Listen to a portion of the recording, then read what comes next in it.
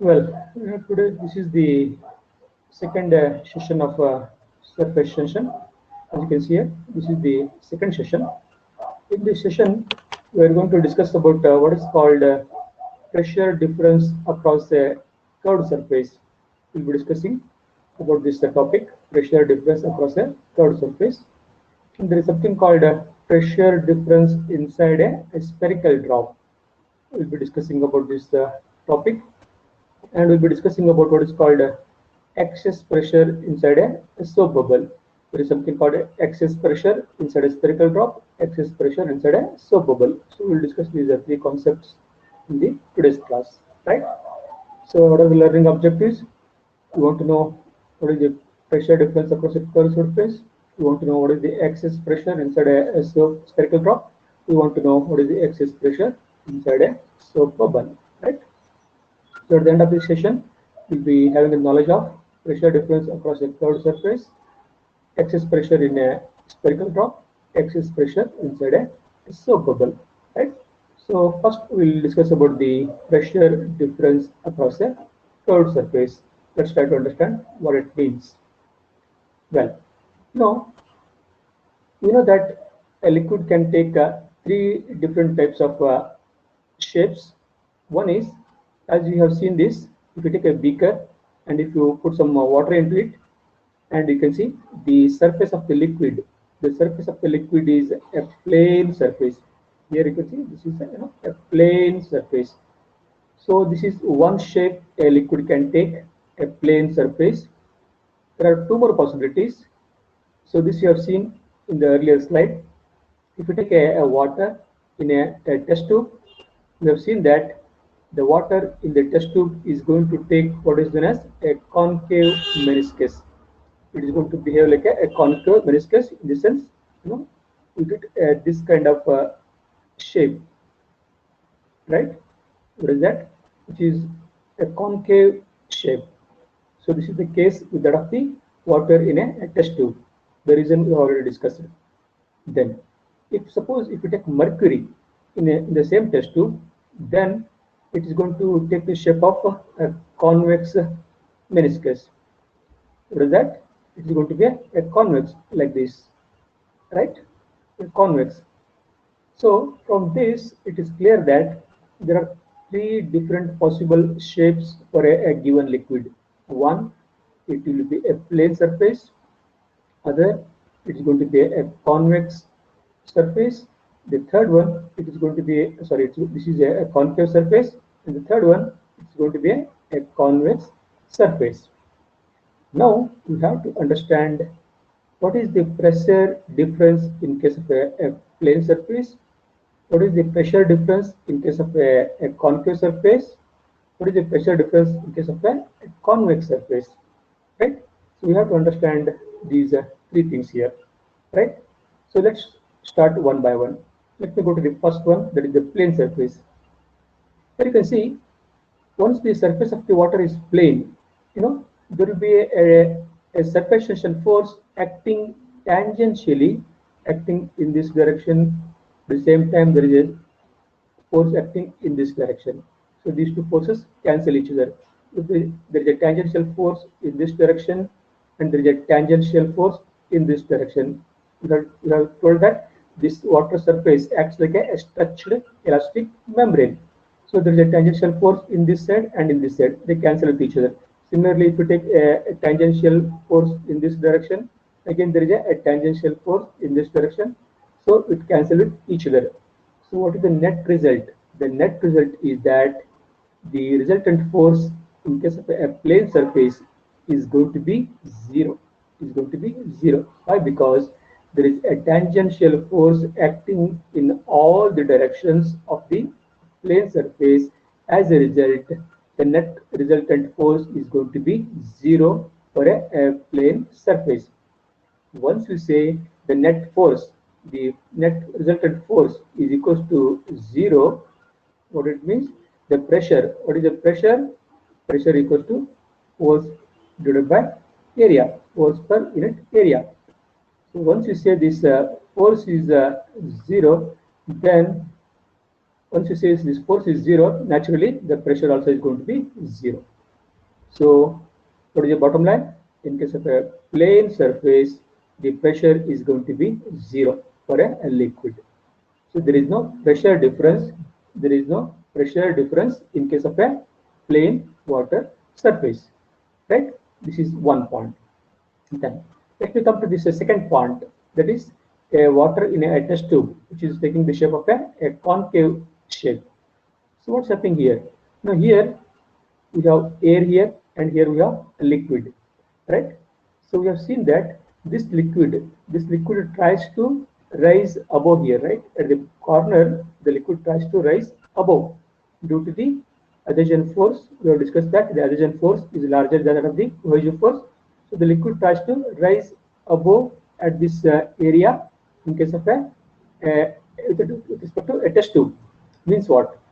The pressure here in the air, this pressure, if you say it is the pressure outside, and if you say here inside as a pressure inside, so in this case the pressure outside, that is a PO, is greater than PI. Why? As I told you, the liquid always tries to rise up at the corner, so there is a more pressure on this surface than inside the liquid.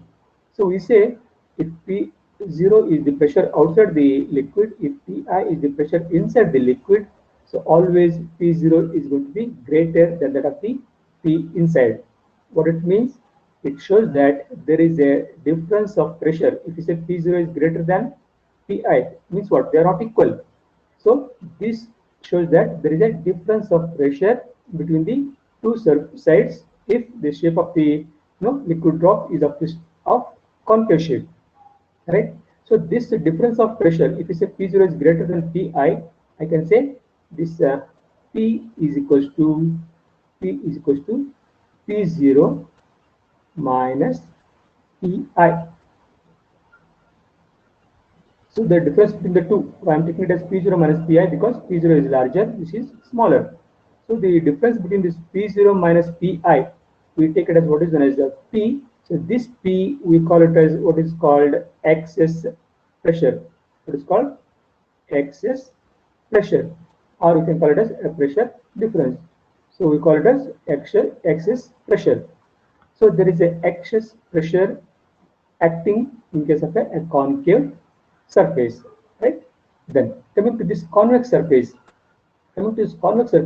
we know that the mercury always tries to shrink inside. Why? We have discussed that the cohesive force of mercury is large compared to the adhesive force. So finally, what it takes this kind of shape. So again, you say here this is a P0.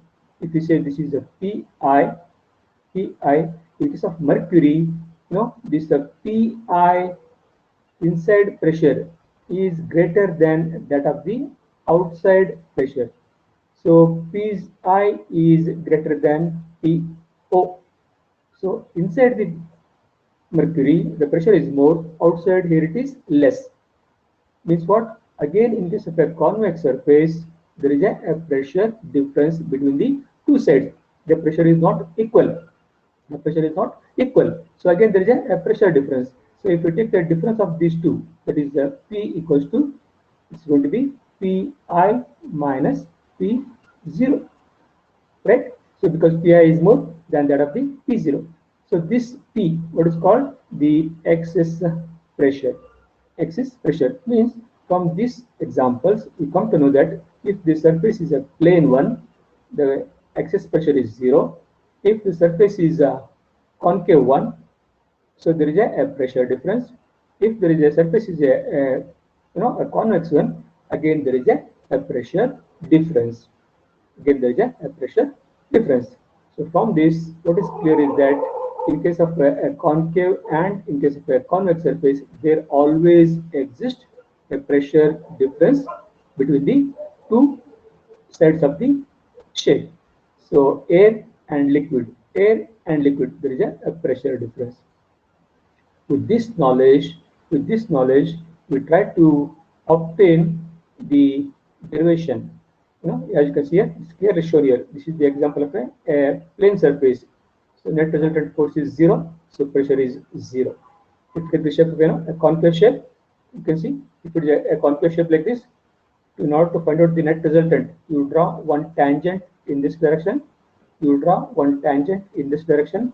What will be the resultant of these two? It is going to be this. This is the resultant direction of the net force. So there is a net force acting like this. So there is a pressure difference between the two. So here the pressure is more, here the pressure is less. There is a pressure difference. If you take that of a convex shape, again you draw, in order to find out the net resultant force, you draw a tangent like this, draw a tangent like this, right? So net resultant will be in the downward direction. In the downward direction.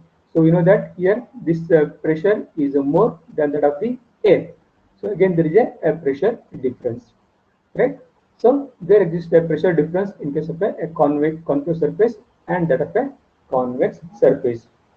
With the knowledge of this, now we try to obtain an expression for what is known as excess pressure inside a spherical liquid drop. We try to obtain a mathematical expression for the excess pressure. Now I told you what is excess pressure, the pressure difference between the two sides of a surface, right? So excess pressure inside a spherical liquid drop. This is one example we have to do, right? So what is a spherical liquid drop? Means if you take a liquid drop, a spherical liquid drop. So this is the spherical liquid drop. So once you say it's a spherical liquid drop, you know that inside this sphere, what we have? We all have water molecules. We have the water molecules, right? So outside what we have? We have air. So here it is air, here it is air, here it is liquid. And we know that in case of a liquid drop, the pressure inside is always going to be more. So this is large, you can say this is a PL is always going to be large than that of the P air. Why? Because what the liquid tries to do, it always tries to occupy minimum surface area. Means what? It tries to shrink as much as possible. Therefore, inside the liquid drop, the pressure is always more than that of the outside. So you can see it's a it's a convex shape. It's a convex shape. So we know that in case of a convex surface, inside pressure is more than that of the outside, right? So if this is the case, if there is a pressure difference between these two, what is that pressure difference? Mathematically, we want to calculate that. Right? So for that, we are saying excess pressure inside a liquid drop. So I have taken it directly from a book. I don't want to waste time in this writing all those things. So let's try to understand this. So consider a spherical liquid drop of radius r. So what we are saying? So this is a spherical liquid drop. This is the center of the liquid drop. Let's say the radius of this spherical liquid drop is what? R, right? Then let T be its surface tension. So T is taken as surface tension of the complete liquid drop, right? Then since the drop has a convex surface, a molecule on it experience the resultant force due to surface tension directed inwards. What it means, we have seen that in case of a spherical liquid drop, always there is going to be a resultant force which is always acting inside, because all the molecules at the boundary, they exhibit an inward force. So there is a net resultant force always acting inward, right? Fine. Then since the drop is in equilibrium position, the pressure acting inside must be greater than the pressure outside. I have told you this. So this, if a PL is the pressure inside the liquid, and if a PA is the pressure outside the liquid, we know that inside the pressure is more than that of the outside. So we say PL is greater than PA, right? Then let this excess of pressure be inside be taken as P. What is that? Now if you take the difference of these two, it is P equals to PL minus PA. So this difference of these two, we call it what is known as excess pressure, that we are denoting it as what? P. So we say that P is the excess pressure inside this liquid, because inside it is more, outside it is less. So it is going to be, excess pressure is going to be P, right? Then next, so we say that imagine that the drop is divided into two hemispheres, and let us consider the equilibrium of any one of them. So what we are doing, this whole liquid drop, we are dividing it into two parts. Let's say I cut it here, right? I cut it here, then this is going to be one hemisphere, this is going to be other hemisphere.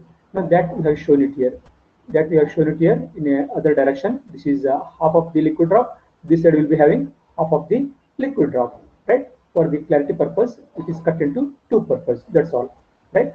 Now the force acting on the hemisphere are, there are two kinds of force here which are acting on this entire liquid drop. What is that? The weight of the liquid drop, which is negligible. So there is one force, what is that? The weight of liquid drop itself, which you take it as negligible. And then the force due to excess pressure acting on the plane surface, that is taken equal to what? P into pi r square. Let's try to understand this. So here, when I told you, this is a liquid drop, right? So we know that the net resultant force is acting downwards. So if you say the resultant force is acting downwards, then this liquid should be, there should be a dip here. If there should be a dip like this, right? If the force is actually acting downwards, there should be a dip like this. The liquid should behave like this in this case. But we know that liquid is always spherical in shape. Means what? If there is a downward force acting like this, there must be an equal and opposite force acting in this upward direction. Therefore, the liquid is taking a spherical shape, right? So what is this upward force? So this upward force, we say that that is equals to P into pi r square. This upward force is equals to what? P into pi r square. How it is P into pi r square? What is P here? This P is what? P is the excess pressure. That is the difference between the two pressures, right? So P is the excess pressure. What is the force after all? Pressure is equals to force divided by area, right? Therefore, what is force? Therefore, force is equals to P into A, right? P into A. So this upward force is equals to what? The pressure excess. In this case, it's P is what? Excess pressure. That is P into pi r square. What is pi r square? We know that this, the shape of this is a circle. It is like a circular shape, right? So area of a circle is what? Pi r square. Area is pi r square. Therefore, we say force equals to P into A. That is P into pi r square. So this is what? This is the upward force which is acting here. And we know that there is a downward force here also. So what is the value of this downward force? Now we say, so this P into pi r square is directed outwards, right? Then the resultant force due to surface tension acting on the circumference of the circle is taken equal to what? T into 2 pi r. T into 2 pi r. How? What is this resultant force acting downward here? It is due to what? Surface tension, right? It is due to surface tension. So therefore, what is again here? Force equals to pressure into area. What is this pressure now? In this case, this pressure is going to be the pressure due to surface tension. That is T into. So where this surface tension pressure is acting? It is acting all over the liquid, right? It is acting all over the circumference of the liquid. Everywhere it is acting. So what is the circumference of a circle? The circumference of a circle is what? It is 2 pi r. It is 2 pi r, right? So this downward force is given by what? T into 2 pi r, which is directed downwards. So there are two forces, one force which is acting upward, one force which is acting downward. This upward force is given by P into pi r square, this downward force is given by T into 2 pi r. And we know that always this spherical shape is under equilibrium. It is always under, it is a stable condition. It is in equilibrium. If it is equilibrium means what it indicates? It indicates that this and this, both the forces are equal to each other. They are equal to each other, right? So therefore we say, since the hemisphere is considered to be in equilibrium position, the above two forces must be equal to one another. Therefore, we are equating this P into pi r square is equals to T into 2 pi r. So this r get cancelled with each other. This pi and this pi get cancelled with each other. Therefore, finally what we get? We get P equals to 2T divided by r. We get P equals to 2T divided by r. So what is P?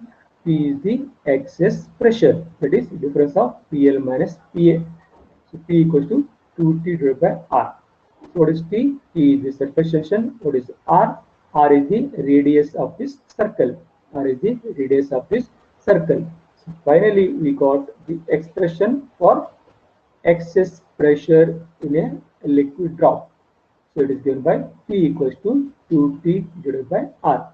From this equation, you can observe that the excess pressure P is inversely proportional to R. Means what? Lesser the radius of the liquid drop, more the pressure. More the radius of the liquid drop, lesser the pressure. In other words, smaller the size of the liquid drop, more is the pressure.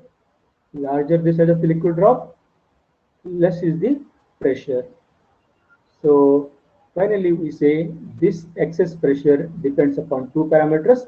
One is T, that is the surface tension. Other one is the parameter R. And we know that this excess pressure is inversely proportional to radius of the liquid drop. So this is one expression for excess pressure inside a liquid drop. This is one case. We have one more case. The second case is that of a excess pressure inside a soap bubble. So second case is we have to calculate the excess pressure inside a soap bubble. So for that, first you should understand the difference between a liquid drop and that of a soap bubble. What is a liquid drop? We have taken this example, right? So if you take a liquid drop, let's say this is a liquid drop. So inside is what? Inside is all liquid, right? Outside is what? Outside is air. So this is air and this is liquid.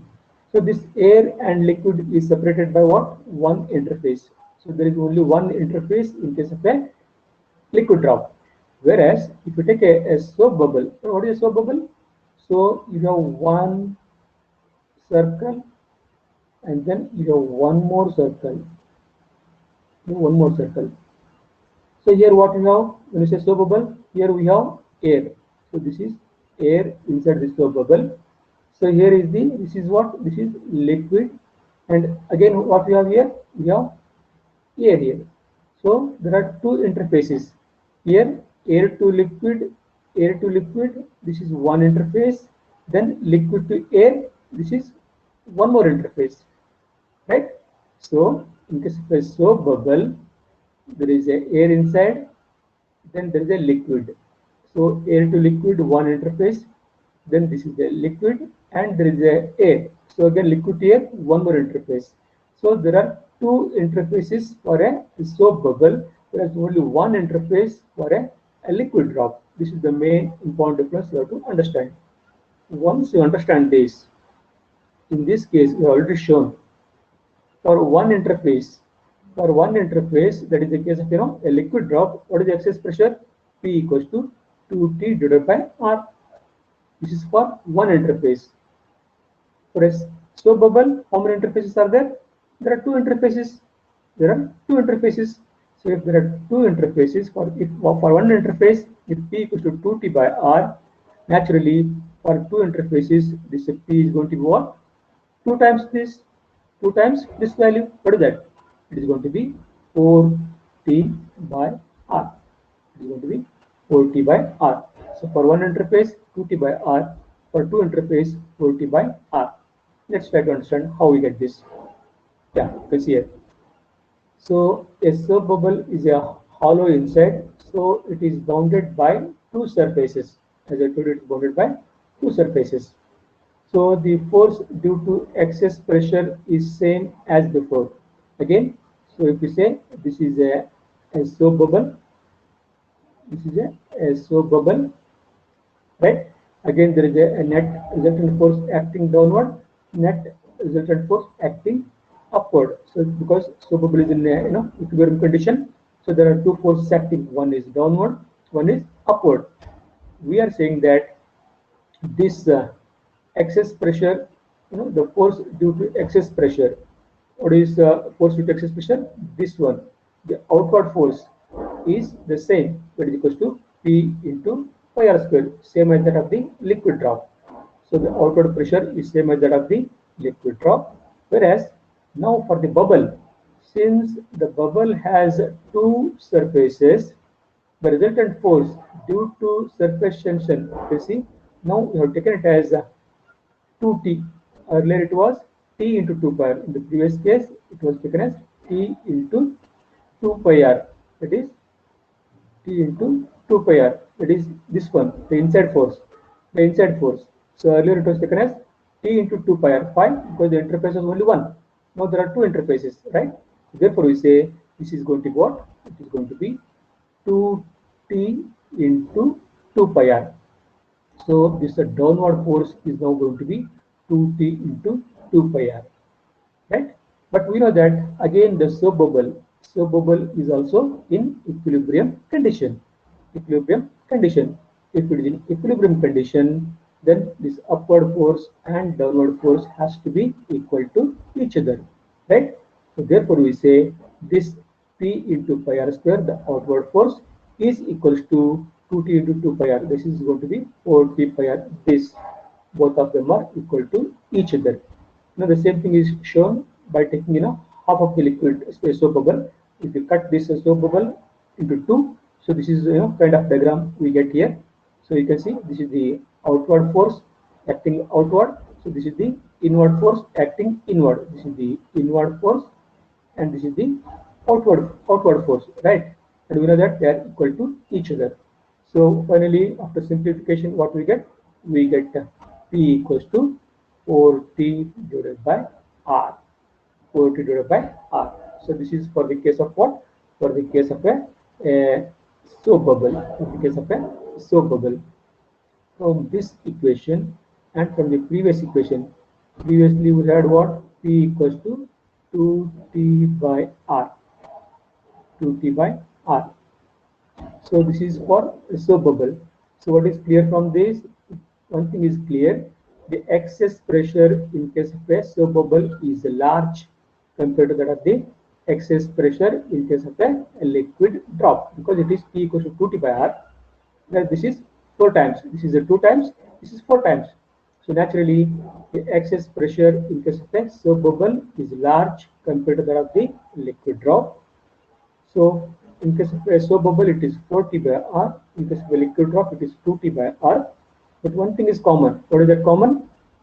This excess pressure is also dependent on T and dependent on R. So this is also dependent on T and dependent on R.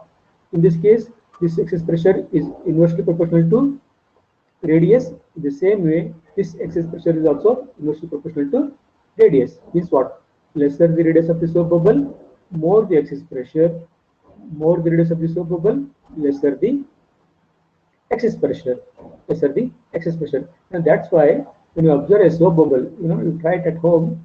If you observe a small soap bubble, and if you compare this with a large soap bubble, these smaller soap bubbles, they burst very easily. They diminish very easily. They burst very quickly.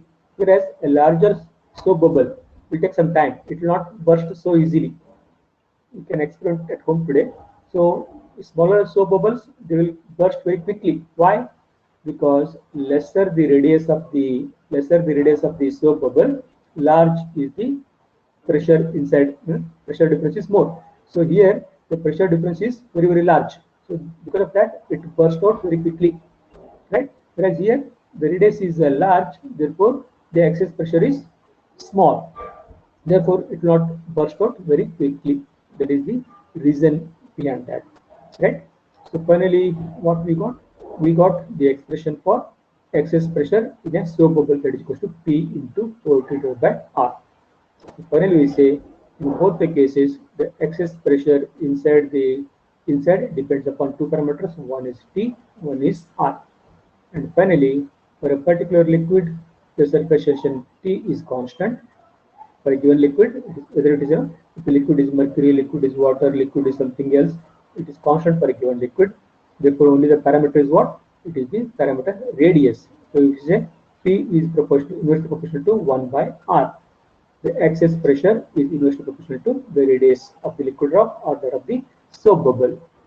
Therefore, you say the excess pressure inside a drop or a bubble is inversely proportional to its radius, which results that the excess pressure is greater for smaller one, greater for smaller one. So these are the two important derivations we discussed in the today's class. So based upon this, there will be so many objective type questions for that of a liquid drop and that of a soap bubble. And now we have a quiz. Let's quickly go for this quiz. Well, excess pressure P acting on the surface of a plain liquid surface is equal to, in case of a plain liquid surface, we know that it is 0, right? Then the pressure acting outside the concave surface of a liquid is, the pressure acting outside the concave surface of a liquid means if it is concave like this, the pressure here is more or less, that's what we're writing. We know that the pressure outside is always more compared to inside in case of a concave, so it is more. Then the third one, the pressure acting outside the convex surface. So convex surface, so we know that here the pressure is more than the here. So we say pressure acting outside the convex surface. So here, is it more or less we are asking? So it is less in case of a convex surface. Then the fourth one, the excess pressure in case of a spherical liquid drop. For a spherical liquid drop, what is the formula of excess pressure? It is given by what? 2T by R for a spherical liquid drop, right? The last one, the excess pressure in case of a soap bubble. In case of soap bubble is equal to what? It is equal to 4T by R, right? So this is a small quiz based upon this what we have discussed so far, right? I think we are coming to the end of this session, and we'll stop at this point. If you have any questions, you can ask me.